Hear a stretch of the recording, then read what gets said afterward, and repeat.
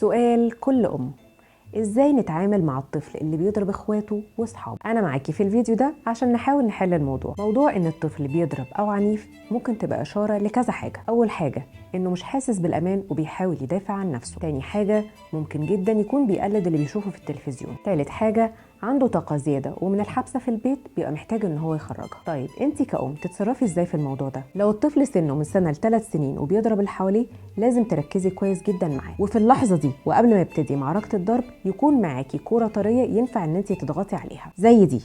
تتدخلي في الوقت المناسب بالكوره وتحطيها في ايده وتبتدي ان انت تلعبي معاهم، تحدفيها شويه تديها له في ايده شويه علشان كده يرتبط معاه ان هو ايده بيستخدمها للعب مش للضرب. ملحوظه فكرتكم بيها زمان وهفضل افكركم بيها على طول، في اي تعديل سلوكي بنعمله للاطفال النتيجه مش فوريه، محتاجين ان احنا يكون عندنا صبر وطولة بال. في حاله بقى ان هو بيقلد الفيديوهات اللي بيشوفها في التلفزيون او على الموبايل، لازم نبقى عارفين كويس الفيديوهات بيتفرجوا على ايه بالظبط ونختار لهم كويس المحتوى اللي بيشوفوه. طيب لو مجرد ان هو عنده طاقه بدنيه محتاج ان هو يخرجها، يبقى الحل هنا بره البيت.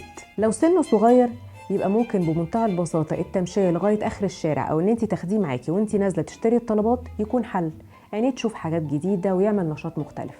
طيب لو سنه 4-5 سنين أو أكتر من كده يبقى الحل هنا في أي نشاط رياضي، أي لعبة ويكون هو بيحبها، ما تضغطيش عليه وتخليه يلعب لعبة هو مش بيحبها. شاركوني واكتبولي في الكومنتس لما حصلت لكم مواقف شبيهة حلتوها ازاي.